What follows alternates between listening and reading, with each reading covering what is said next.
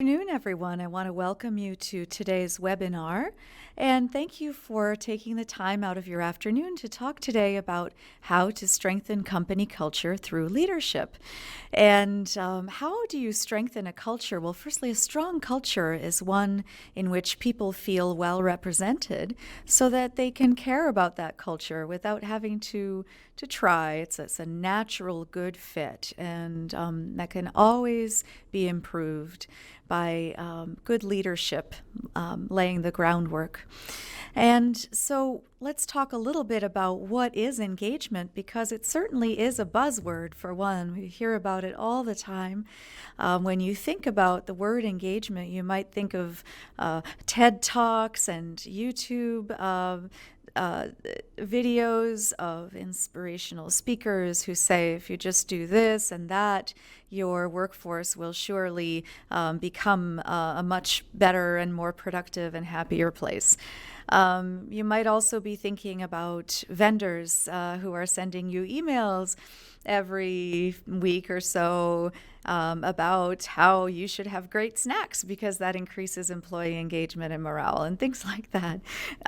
There are also examples out there of companies who do these wonderful things, like allowing in California their employees to go take breaks to go surfing. And okay, so what about the average employer who has realized that, okay, well, we can't necessarily afford to keep up with the Joneses on all of these perks that are out there in other places. And also, we're not sure if there are hundreds and hundreds of different ways to go. Isn't there just someplace simple and inexpensive to start? And the answer is yes. And I don't want to make it sound like it's a simple thing. It's not. In fact, this is my longest presentation so far. Haven't introduced myself yet. My name is Natalie Dodson, and I lead our client-facing team of HR professionals here at XLHR. And obviously, employee engagement is a very passionate topic for me. I'm engaged in this presentation, which takes me to the next slide. When we are engaged, we feel energized. We feel endlessly dedicated to a goal, and the doing becomes rewarding. So really, you can ask your employees for engagement all you want, but it's one of those elusive things. The more you grasp for it and declare that you will have this thing, the more it tends to elude you. In fact, if you do find it elusive, have you tried all those great employee engagement techniques you've heard about, read about, said and done, all the things you're supposed to do, or tried a few of those things and given up in frustration? Because it's harder than you might think, and there are different reasons why. One of them is that we have the tendency to think that if something is going to work, it should work right away, and so we might give up in frustration. So I'm hoping one of your takeaways after this presentation is that you won't be so hard on yourself and you'll give yourself a little more time to see your results. But so what's the number one way to engage your employees? Well, it's free. And I would say the answer is, and don't groan, or actually go ahead and groan, I can't hear you. The phrase that I would say that's going to sound like it's deceptive, it's overly simple, is engage with them. But the simplicity of it is actually deceptive. Engage with them. If you break that down, engaging does mean it's a tango. It's not a one-sided thing. And so in some way, you have to reach out and touch either yourself. If you have a small enough organization, you can have direct interactions. And if not, then you need to propagate this intention throughout your leadership staff to engage with the employees and engage with them. That's the third important word, because one question we have to ask ourselves is, who are we engaging with really? Before you've even spoken, or begun any type of exchange, conversation, presentation, there's a very fast and fluid dynamic that influences your interaction.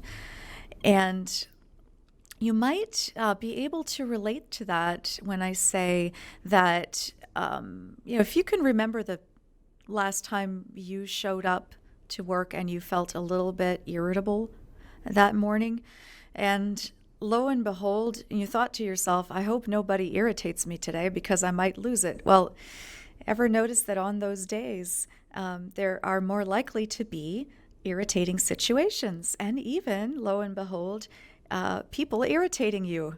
So, it's no coincidence that when we are predisposed to perceive situations based on our own mood, our past experience with similar situations, our state of mind, we are also predisposed to forget how much, on a day-to-day basis, we project of our own state of being. Our own body language affects things, the way our face looks, if they have that clue,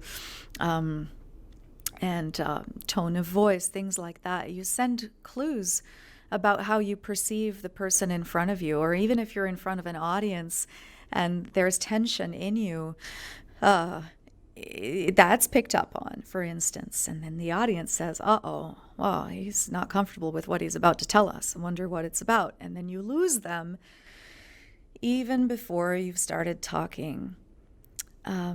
And based on the situation that you believe you're walking into, you're also going to have unconsciously pre-calculated the type of approach that you're likely to apply to that interaction or situation. So you're more likely to be reactive to what's in your mind when you show up than you are to be responsive to what's really at hand. So it's a bit of a pickle, because you imagine you show up as feeling a little more irritable than normal. You're predisposed to perceive people as being more irritating than normal. And what happens right away before you've even spoken is employees sense that you are irritated. And because you are in a leadership position, they might feel especially threatened or defensive. More so than they might just with their buddy. With their buddy, they can say, hey, what's wrong? What's up with you? What's your deal today? You're a little off. But because you're a leader, there is inherently potential to be intimidating to the person who's with you, who doesn't feel as free to inquire into why you're showing up that way. So what happens is that defensive employees will perceive you as a threat. And if you're perceived as a threat and your employees are on the defensive, it's the same as when you perceive a threat. As human beings, when we feel threatened, we're in fight or flight mode. We don't think as clearly, and we're not as generous with our efforts. It's because we don't want to stick our necks out if we're feeling threatened, rightfully so. Communication becomes strained, or it becomes confrontational. Definitely inauthentic. Your employees are irritated by the irritability they sense. Imagine that. It's sort of a vicious cycle of, well, what's your problem? No, what's your problem? And nobody's saying anything to address that. But you're dealing with an undercurrent in this case. And your employees are now disposed to find you irritating. So it's nothing personal. You get the idea. By virtue of being human, this happens. But, or should I say, and that said, you personally are the one who must stop the cycle. So because you are the leader in the situation, you must stop the cycle. Let's look at the opposite scenario so that you kind of know what ideally to shoot for. So let's say you show up open-minded and you're calm, but you're energized, and you're optimistic. Employees who perceive that, they feel automatically like, oh, you're happy to be here with me. You like me. This is pleasant for you. Ah, pleasant for me too. You like me, I like you.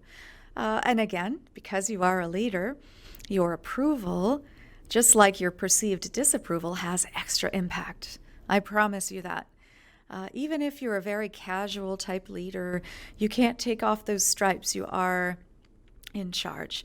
And so you do have a little bit of extra cachet there.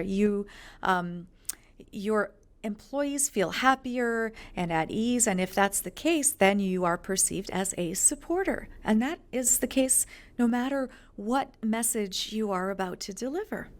And that's the beauty of it.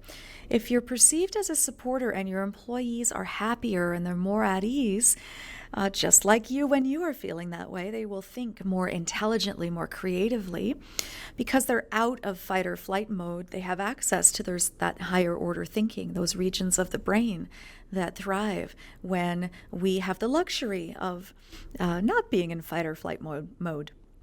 They're more generous with their efforts in that state. They feel incentivized. And you see how we're talking about things that happen instantly. These are not, you introducing perks. These are not big initiatives. We're still talking about what happens before you even start your interaction. So you've already set up, in this case, your communication to become easier and more authentic, and it improves. So I'm not saying that you can't have a bad day. I'm saying that you will have a more frictionless leadership experience if you can catch yourself and notice what you notice. Notice the effect that you are having, or that you may be having. Notice if you are noticing more annoying things than you are good things. And that will give you a hint about your bias of the moment, the filter you're looking through. And once you've caught yourself, if you are in a less than optimal state, then you can communicate more easily, authentically in non-emergency situations if you shift your posture. So think, what would a calm, receptive confidence look like on you? And adopt that posture before you even feel it. So give yourself room to breathe, and I mean that quite literally. Lift the sternum, draw the shoulders back. That will open your rib cage a little more, and that will give more room for your lungs to expand with the breath and so on. You will automatically be taking in a little more oxygen. And on that note, shift your breathing. There have actually been studies that have shown that someone who is breathing more calmly and deeply at an optimal rate of about 10 seconds per cycle is regarded as being more in charge, more trustworthy. And in your own best interest, it shifts you into a state of clear thinking and it out of fight or flight mode, which I keep referring to. And it doesn't only apply in emergencies, right? It applies whenever your body is in a typical alert state. And yet there's another alert state that you can achieve as a leader that will bring you especially good results and more access to all the wisdom you've gathered with all of your experience. If you pause to listen more, you'll be able to use that pause to breathe.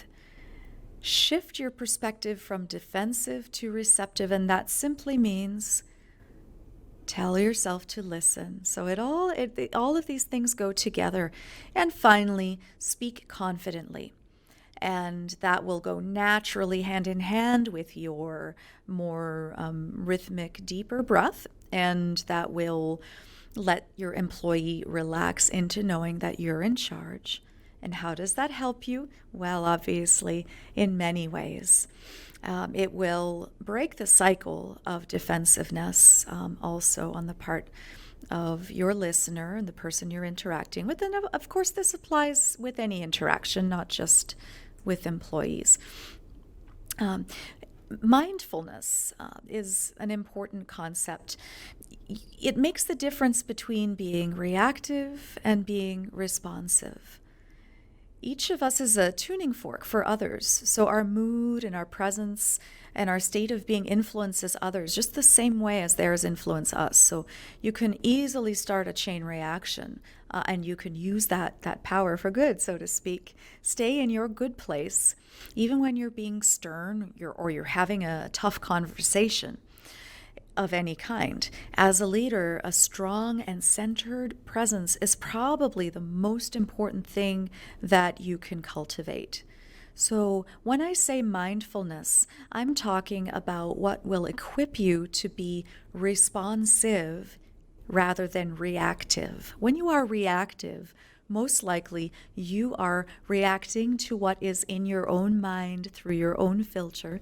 When you are being responsive, you are really quick with your thinking, and every decision that you make in the moment tends to be all the more appropriate and effective. So mindfulness is not a new age, airy-fairy sort of concept. This is really hardcore, powerful stuff. It is absolutely required to be present. So being mindful, that's how you can convey, hey, I am fully here in this moment, for people to feel heard by you, for your message to have its necessary impact. It is impossible to have optimal impact without being optimally present. It doesn't mean the same thing as being careful. It really does not.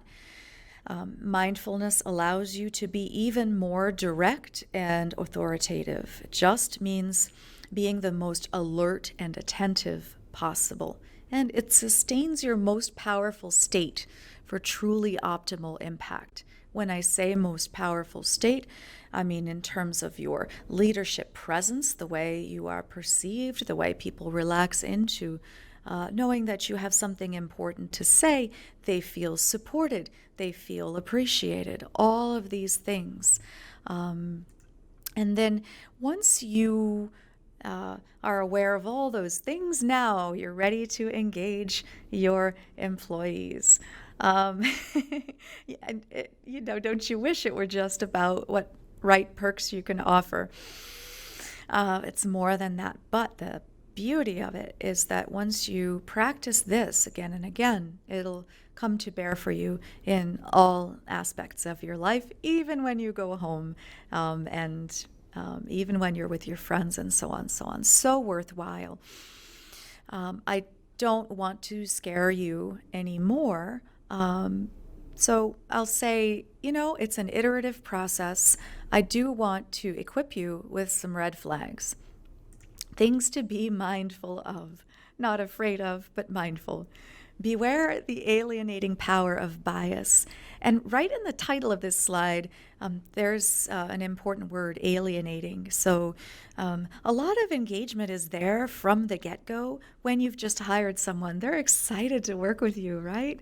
And if you have a new company, you're a startup, everybody's excited. And if you just avoid some landmines, some of these ways of alienating people, you can hold on to quite a bit of momentum and building energy. But there are things that almost everyone has to be mindful of every day, all the time. One is that we are biased by virtue of being human. This is so, and we can't eliminate the tendency to see through our own filter. So the key is to know that bias is there. So I talked about noticing what you notice. Are you noticing people's good qualities more than their irritating ones? That's an example of noticing what you notice and of bias. Challenge yourself to let in as much raw data as you can about what's happening in people and situations. Cultivate a habit of pausing for a moment to let data be raw and resist temptation to interpret or label. Not even temptation, it's actually sort of automatic that we label and interpret. There are different types of interpretation, and one happens lightning fast and the other happens through deliberate thinking. Listen, look, feel, and notice what you notice. This can give you clues. And a higher perspective that's less limited by preconception. So just by the very act of asking yourself, what am I really seeing in front of me here? You will engage that part of your brain that can give you better answers and enable you to make better leadership decisions in the moment, even better words you'll choose. You need to be able to make quick assessments as a leader, definitely, especially in emergency situations. You also need to be able to slow your conclusions so the assessment process doesn't have to lead to a conclusion so soon or in the habitual way. And of course, a measure of decisiveness based on past experience is a very, very important thing that you gain with experience as a leader. So all of this, of course, is to be considered and to be worked in to the extent that it is functional for you. The second thing I'd like you to remember, to beware of giving up too soon. This almost always happens with initiatives, especially those that will have lasting impact if given a chance. Employee engagement. Engaged doesn't always mean happy, especially at first. So there are real improvements in employee engagement that actually most of them involve a messy phase. So allow your communication to really resonate with authenticity and keep doing that, and just know that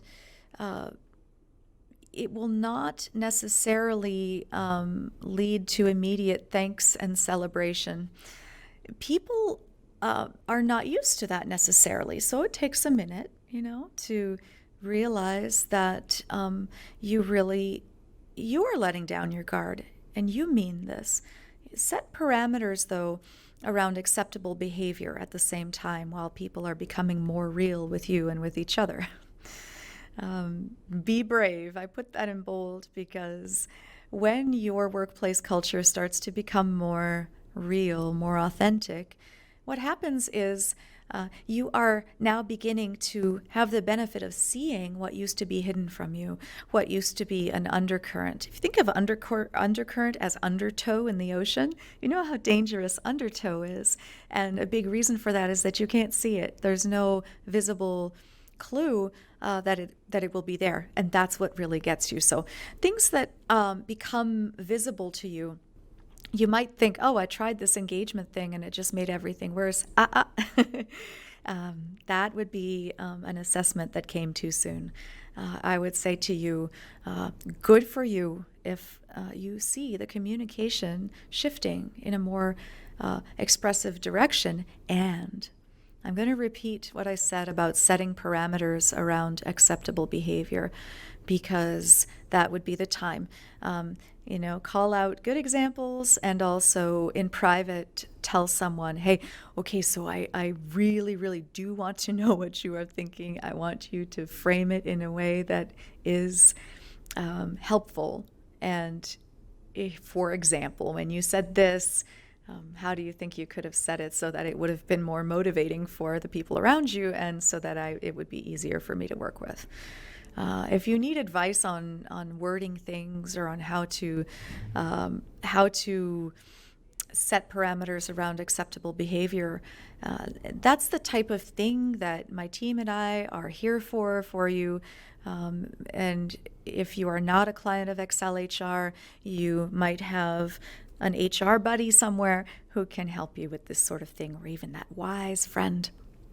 Because it's hard not to take things personally when they get messy. Don't give up too soon. A third thing to beware of is incongruence. So if your intention doesn't match your output, you might notice that immediately there's some kind of barrier of mistrust. And I'll turn it around on you. When somebody gives you a fake smile, does that inspire trust? And I'm sure you can think of lots of different examples. Someone who says, how are you? And keeps walking fast right past you, it doesn't make you want to say how you are or who says what's new and keeps going. You're not going to chase after them and tell them what's new. So if you and your leadership team don't practice what you preach, you lose credibility. I even say if you don't have time to stop and really listen to the answer to how are you, then just say, hi, it's great to see you. And only what you can say sincerely. If you say you value one thing as well, this is really important for you as a setter of tone in your company. If you say you value one thing and you appear to reward the opposite, you create disincentive. So I don't think I have to elaborate there. Some of our other webinars do address that in more detail, and I think you get the idea. Be authentic and be consistent. So it goes along with don't give up too fast. If you are changing your approach, give people time to get used to that approach, and they will. And so will you. Beware the too big, too fancy tendency. This has been proven time and again by a multitude of studies that the small spontaneous gestures are generally the most impactful. And sincerity, perceived sincerity, seems to be a really, really important ingredient. And I've seen some really well invested in, well thought out initiatives of a grand scale get eclipsed by too much formality. So when there's too much, let's say, let me back off that and say that timing is everything. And if you roll out an initiative, let's say, that is made for well-being, that is intended for increasing well-being and good health of employees, but you roll that out right after a big layoff, it can seem like the perfect thing. It's thoughtful, and yet it can seem disrespectful because maybe the thinking is, hey, you've just laid off my buddies that I used to work with really closely, and I'm feeling a little bad, and I'd like to just be able to feel bad for a little bit. And you know what? That's all part of authenticity too, is allowing people to process. And so be aware of timing, because the wrong timing can imply a lack of sincerity that is not real. You may very well be quite sincere and quite thoughtful in your approach, but you're going to waste a lot of time and money and effort if you roll it out either at the wrong time or in the wrong way. Make it meaningful. Little things are great. And beware of resentment and victim mentality. I bet you when I said that, you thought that I meant employees who do that. And of course, that's always a problem when it arises, but you're actually likely to come up against these things within yourself. Because leadership is lonely. Leadership, not all the time, but it can be, right? Leadership is hard. As a leader, employees will mirror you, not just for your behaviors, but also for your internal states. So it's very, there's a lot of self-management involved in people management, right? In fact, I would say that's the most of it. So when you do see in your workforce, though, disloyalty, backstabbing, poor performance, those are symptoms. They're not the problems themselves. You need to look deeper. So when it comes to yourself, if that is really, really prevalent for you, a lot of disloyalty, backstabbing, consider that you may be feeling a little too alone in your burden. And can you rest a little more? Can you engage in something that improves your own mood and outlook? Easier said than done. I know that. I really understand that. Just knowing, though, that this is a factor at play can help a lot. It's easy for you to say attitude. Well, it's kind of natural that will arise.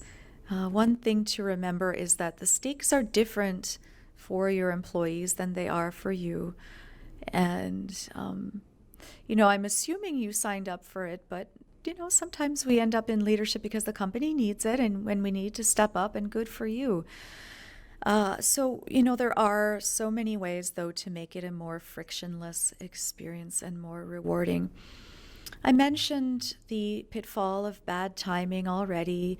I mentioned the pitfall of putting up with bad behavior, which is like asking for one thing but rewarding another. I just want to acknowledge that there is sometimes the appearance of putting up with bad behavior, because you can't share with everyone that you really are addressing it and what you said and how you addressed it. You're doing that behind closed doors. So just, again, be patient with people's perceptions. At the same time, whenever you can, do reward the good behaviors and make it clear that bad behavior is not tolerated, at least for very long, as part of an ongoing employment relationship, put it that way. Call HR if you've got bad behavior surfacing.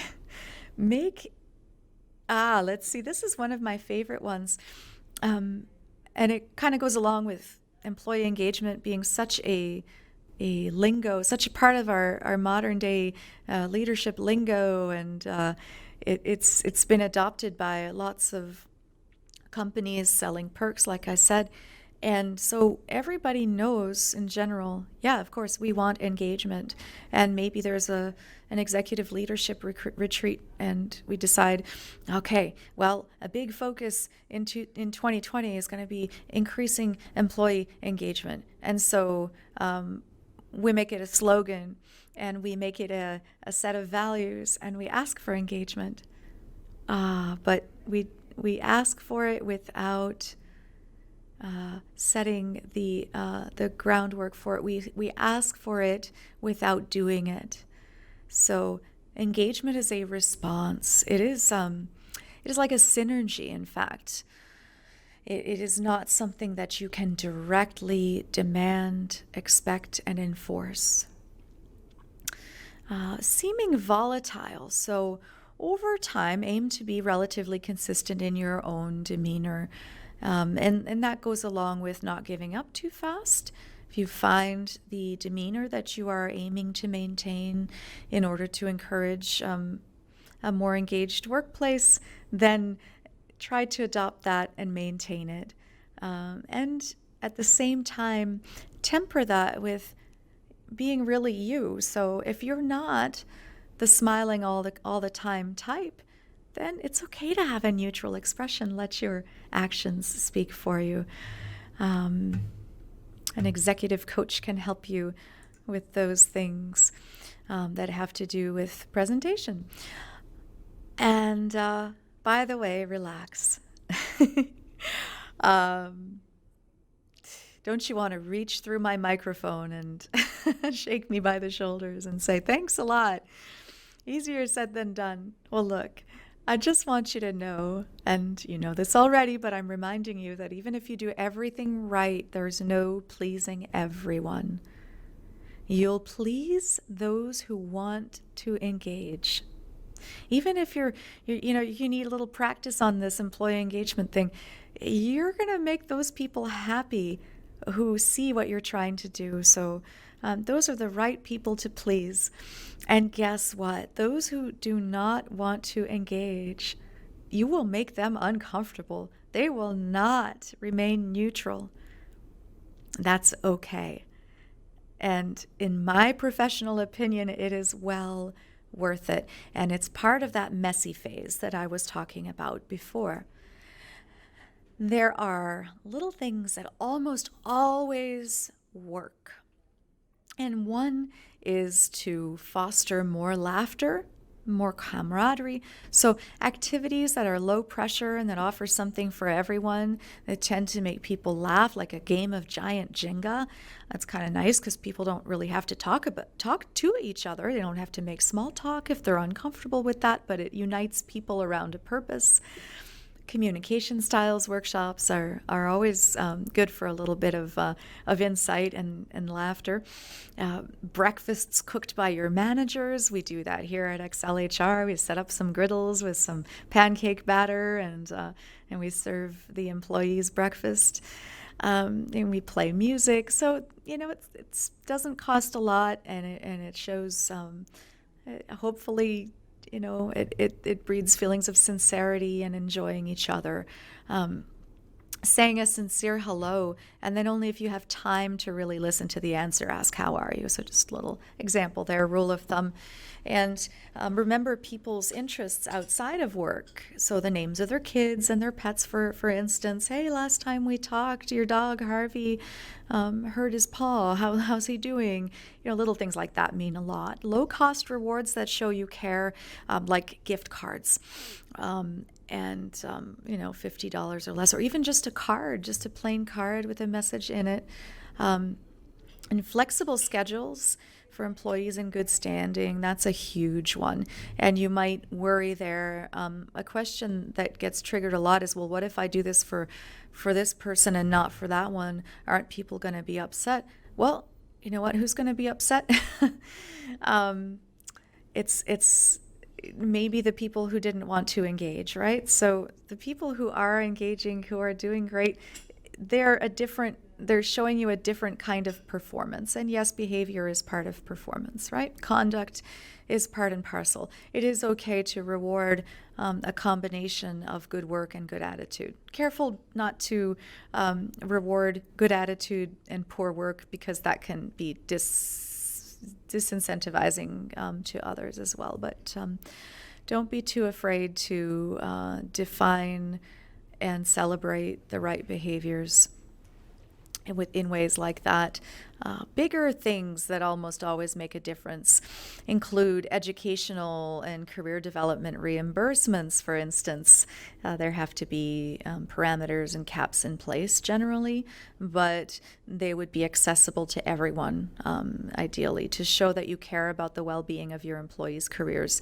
Even if more pay and more promotions, or the promotion when they're ready for it, are not available, except scarcely. So there's still showing them that you care about their life in a way that's bigger than what they do for your company. That's engaging. It makes them feel seen and valued. I've found that allowing a bank of hours for volunteering and creating opportunities for teams to go together, I found that to be a really nice way to create a nice spirit of camaraderie and community within the workplace. Again, flexible schedule options. There are many, many different ways you can approach that. Some golden principles.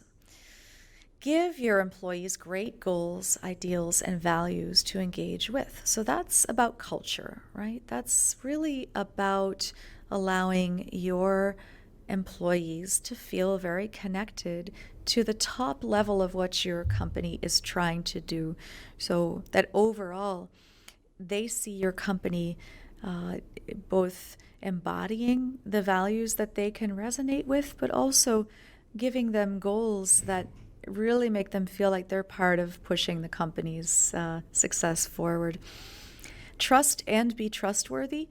So interestingly, you can't have one without the other. So it's a bit of a chicken or egg type of principle, but ponder it and you might find it interesting.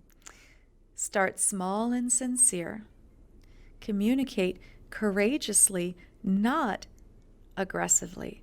And there is a very big difference in how one or the other comes across. If you want to have a really good example, and a recent example of courageous communication, or about courageous communication, you may or may not have heard of Brené Brown, Brene Brown. She has recently gotten a special released on Netflix called The Call to Courage. And I may present in more depth about courageous communication and some of the ways that we can deliver certain messages in terms of what words can you use. But before we even talk about the words, it's a lack of reluctance to approach the topics that are awkward. A real respect for the fact that certain things have to be acknowledged and communicated even when they're uncomfortable. Care about employees' lives. One way you can alienate in that area is to encroach on private time too much. So try not to do too much of that. And if they're not getting the job done or you need something urgently, carefully weigh that. And try to communicate during business hours. Show you value them, their time, and their lives in ways like that, and share the rewards of success in some way, or of every success in some way. Be real, and we've covered many ways to be real. Be present. So it doesn't mean, if you are, it doesn't mean you don't filter, right? So if you know that you are feeling irritable, first take a breath and give yourself a moment to respect that fact. And then do your posture adjustment, do your deep breathing. You might feel a little better, but you don't have to be, fake enthusiastic. Just talk to people, whether you're in front of an audience or one person. Remember, you are not alone. You have a whole community of us out here. Find your community of leaders. You really are not alone, and you're doing great work, very important work. Treat yourself well. The best way to foster employee engagement is to be engaged yourself. And talk about chicken or egg. How can you be engaged yourself?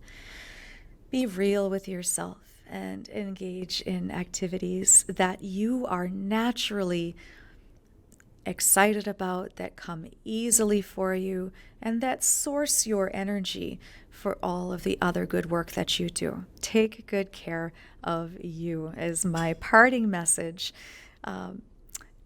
about this presentation. And again, my name is Natalie, and I manage the team of client-facing HR professionals. If you have any questions, you can contact us at info@xlhr.com. And if you are a business owner, you may be very interested in our next webinar, which is on 401k basics. You can already register at xlhr.com/401k basics. And we also, my team of HR professionals offers a free HR audit. Not as scary as it sounds. It's a checklist and a conversation to help you to have the benefit of our professional opinion as to whether you might want to immediately remedy this or that, immediately implement this or that, stop doing, start doing, and what you might want on your wish list. And if you have a couple of minutes, quite literally, and you wouldn't mind telling us how we did on today's webinar, we have a survey that we'd be most appreciative of your feedback on, and that's at xlhr.com as well. And we'll announce the winner on social media. So also, hey, connect with us on social media. And we have just about every different way to do that. And once again, thank you so very much for attending today. It's been a pleasure.